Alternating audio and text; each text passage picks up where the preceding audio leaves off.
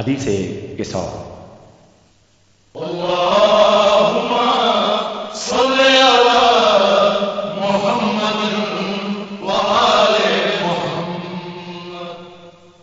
اللهم صل على محمد وآل محمد. اللهم صل على محمد وآل محمد. بسم الله الرحمن الرحيم. عن جابر بن عبد الله الأنصاري عن فاطمة الزهراء عليها السلام بنت رسول الله قال: سمعت فاطمة أنها قالت: دخل علي أبي رسول الله في بعض الأيام فقال: السلام عليك يا فاطمة. فقلت: عليك السلام. قال: إني أجد في بدني ضعفا. فقلت له: أعيذك بالله يا أبتاه من الضعف. فقال: يا فاطمة ائتيني بالكساء اليماني فغطيني به.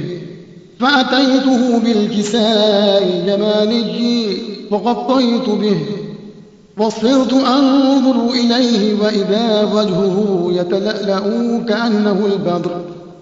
كأنه البدر في ليلة تمامه وكماله. اللهم صل على محمد وآل محمد. فما كانت إلا ساعة وإذا بولدي الحسن قد أقبل وقال: السلام عليك يا أماه. فقلت: وعليك السلام يا قرة عيني وثمرة فؤادي. فقال: يا أماه إني أشم عندك رائحة طيبة كأنها رائحة جد رسول الله. فقلت: نعم، إن جدك تحت الكساء.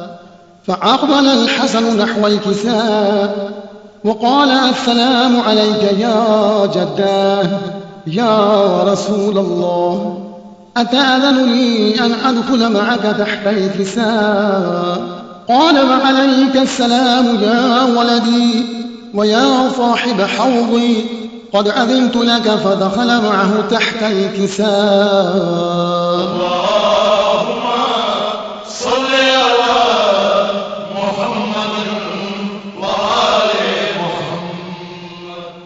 فما كانت إلا ساعة وإذا بولدي الحسين قد أقبل وقال: السلام عليك يا أماه. فقلت: وعليك السلام يا ولدي ويا قرة عيني وثمرة فؤادي.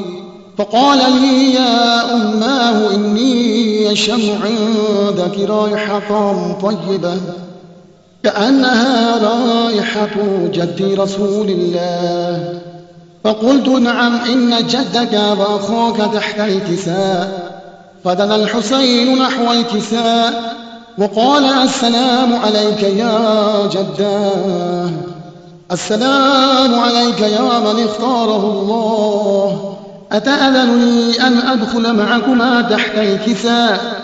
فقال: وعليك السلام يا ولدي ويا شافع أمتي، قد أذنت لك. فدخلا معهما تحت الكساء. اللهم صل على محمد وآل محمد. فأقبل عند ذلك أبو الحسن علي بن أبي طالب وقال: السلام عليك يا بنت رسول الله. فقلت: وعليك السلام يا أبا الحسن ويا أمير المؤمنين.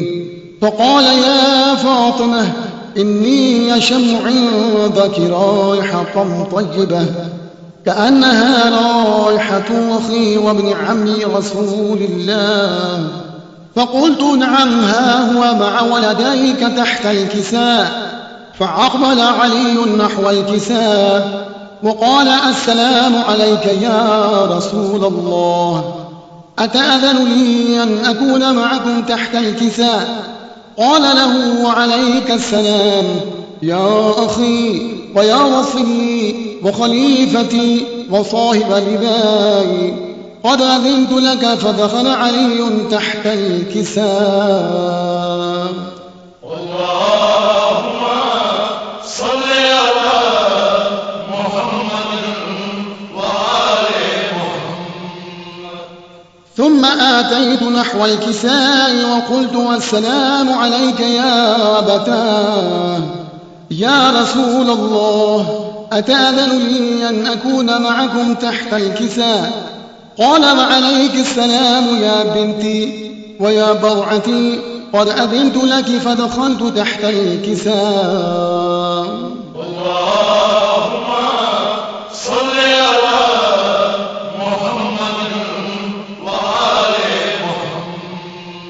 فلما اكتملنا جميعا تحت الكساء أخذ أبي رسول الله بطرفي الكساء وأومأ بيده اليمنى إلى السماء وقال اللهم إن هؤلاء أهل بيتي وخاصتي وحامتي، لحمهم لحمي ودمهم دمي، يؤلمني ما يؤلمهم ويحزنني ما يحزنهم. أنا حرب لمن حاربهم وسل لمن سالمهم وعدو لمن عاداهم ومحب لمن أحبهم. إنهم مني وأنا منهم، فاجعل صلواتك وبركاتك ورحمتك وغفرانك ورضوانك علي وعليهم، وأذهب عنهم الرجس وطهرهم تطهيرا. اللهم صل على محمد وآل محمد.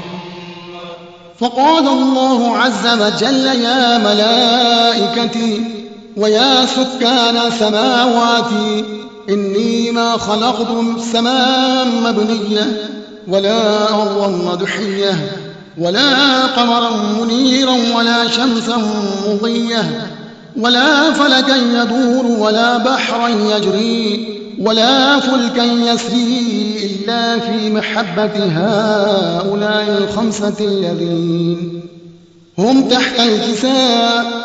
فقال الأمين جبرائيل يا ربي ومن تحت الكساء؟ فقال عز وجل هم أهل بيت النبوة ومعدن الرسالة، هم فاطمة وأبوها وبعلها وبنوها. اللهم صل على محمد وآل محمد. فقال جبرائيل يا ربي أتأذن لي أن أهبط إلى الأرض ليكون معهم سادسا؟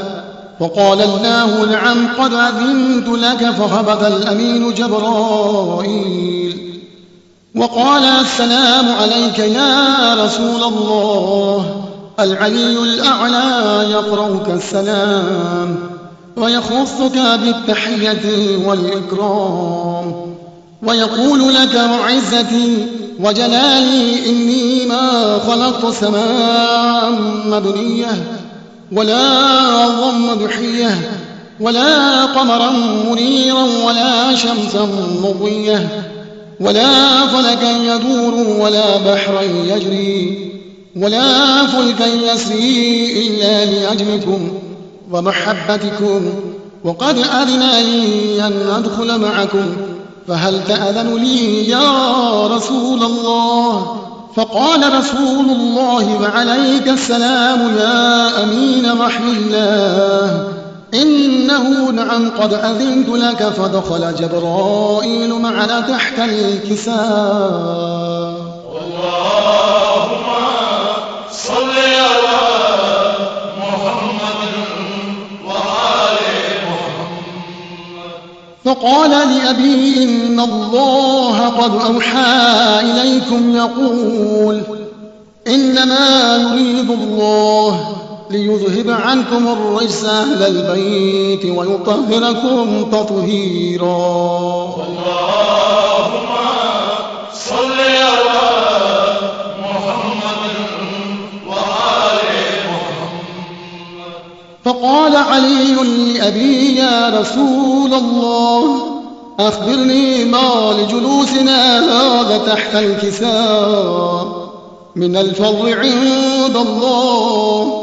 فقال النبي صلى الله عليه وآله والذي بعثني بالحق نبيا واصطفاني بالرسالة نجيا ما ذكر خبرنا هذا في محفل من محافل أهل الأرض وفيه جمع من شيعتنا ومحبينا إلا ونزلت عليهم الرحمة وحفت بهم الملائكة واستنثرت لهم إلى أن يتفرقوا.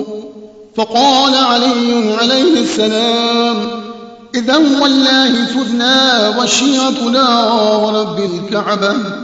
فقال أبي رسول الله صلى الله عليه وآله يا علي والذي بعثني بالحق نبيا واصطفاني بالرسالة نجيا ما ذكر خبرنا هذا في محفل من محافل أهل الأرض وفيه جمع من شيعتنا ومحبينا وفيهم مهموم إلا وفرج الله همه ولا مغموم إلا وكشف الله همه ولا طالب حاجة إلا وقضى الله حاجته.